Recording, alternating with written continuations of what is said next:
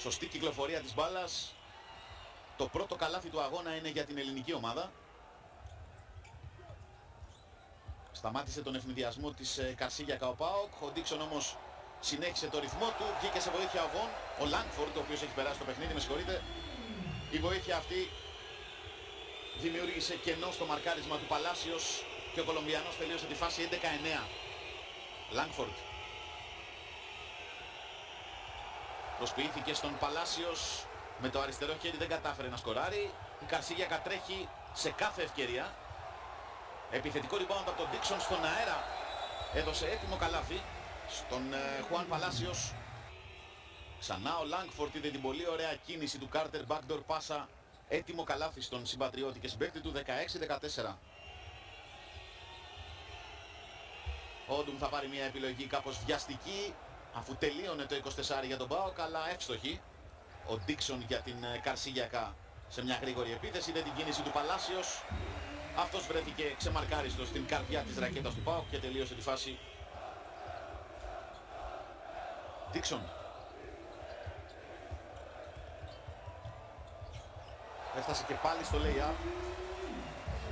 Ο Ντίξον έχει κάνει μεγάλη ζημιά στον ΠΑΟΚ, ειδικά στη δεύτερη περίοδο.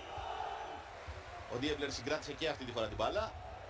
Μάλιστα με την πάσα του δημιούργησε ευνηδιασμό για την Καρσίγιακα. Ο Παλάσιος κάρφωσε στο καλάθι του ΠΑΟΚ 34-29. Από το 32-29 ο ΠΑΟΚ δεν έχει σκοράρει. Τώρα θα βρει 2 πόντους με την προσπάθεια και το όμορφο τελείωμα από τον Τζέικ Όντουμ. Λάνγκφορντ με τον Παλάσιο στην πλάτη του. Έκλεισε η άμυνα των Τούρκων. Ο Λάνγκφορντ αναγκάστηκε να βγάλει έξω. Ξαναζήτησε την μπάλα αφού απομονώθηκε με τον Χουάν Παλάσιος και τον κέρδισε. 41-33. Γρήγορο post-up στον Λάνγκφορντ. Αυτός είδε την κίνηση του Μαργαρίτη. Του έδωσε έτοιμο καλάθι. Ο Έλληνας παίκτης με lay-up μείωσε ακόμα περισσότερο και ανάγκασε τον Ουφού Ξαρίτσα να καλέσει σε time out. 41-38. Ντίξον. Σημάδεψε και πάλι σωστά. Ο Τσόχλας θέλει να διεισδύσει. Όμορφη πάσα στο Λάνγκφορντ. Δυσκολεύτηκε αυτός να κρατήσει την μπάλα. Τελικά οι παίκτες του ΠΑΟΚ έκαναν το λάθος και η Καρσίγιακα πέτυχε 2 εύκολους πόντους στο ανοιχτό γήπεδο με τον Στρόμπερι. Τσόχλας θέλει να πλησιάσει.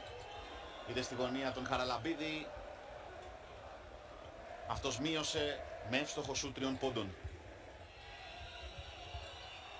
Κακή πάσα στον Λάνγκφορντ. Έκλεψαν οι Τούρκοι. Ο Ντίξον στον ευνηδιασμό θα πετύχει το lay-up. Θα δώσει ανάσα στην Καρσίγιακα και διαφορά 6 πόντων. 55-49. Ο Λάνγκφορντ παλεύει για μια καλή θέση στο χαμηλό post. Έχει τον Παλάσιο στην πλάτη του. Ήρθε και η βοήθεια από τον Στρόμπερι. Αυτό σημαίνει ότι κάποιος ήταν ελεύθερος στην αδύνατη πλευρά.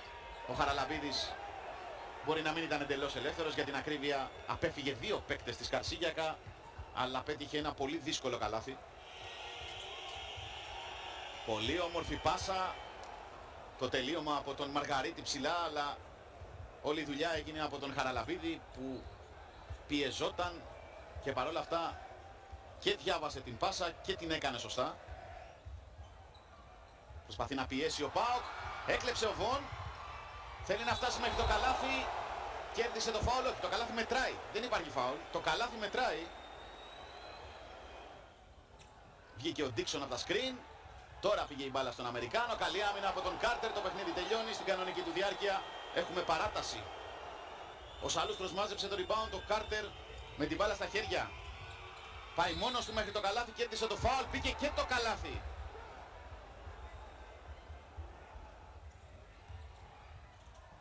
Με αλλαγές έπαιξαν οι παίκτες του ΠΑΟΚ. Αστόχησε. Θα έρθει όμως να μαζέψει το rebound ο Ερσέκ. Σαν οδοστρωτήρας πέρασε ο Τούρκος. Στα 9 λογικά θα πάει το screen. Όπως και γίνεται, ο Λάνγκφορντ ανέβηκε για να συνεργαστεί με τον Χαραλαμπίδη. Αυτό σταμάτησε την τρίπλα. Η μπάλα έφτασε στον Λάνγκφορντ. Δεν υπάρχει φάουλ, λένε οι διαιτητές. Δεύτερη παράταση. 73-73. Βον. Εντυπωσιακό κάρφωμα. Πολύ όμορφη assist από τον Μαργαρίτη. Κάρτερ. Έχει ψηλότερο αντίπαλο μπροστά του. Έχει κοντύτερο όμως ο Λάνγκφορντ. Είδε τον Βον. Όμορφο τελείωμα από τον Αμερικάνο. Με το αριστερό lay-up ο ΠΑΟΚ προηγείται τώρα με 3. 77-80. 1 και 50 για το τέλος της δεύτερης παράτασης. Έτσι λοιπόν ο χρόνος κυλάει για την ελληνική ομάδα, η οποία θα πάρει μια τεράστια νίκη στην Σμύρνη, στην πιο δύσκολη ίσως έδρα του ομίλου. Ο Κάρτερ θα πετύχει και ένα σουτ 3 πόντων έξω από τη γραμμή των 6 και 75. Πλέον ο ΠΑΟΚ προηγείται και με 8. Σουτ από τον Ερσέκ. Rebound από τον Παλάσιος. Τέλος παιχνιδιού, το καλάθι θα μετρήσει.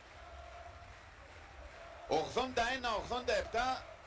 Ο ΠΑΟΚ θα πάρει, επαναλαμβάνω, μια τεράστια νίκη στη Σμύρνη.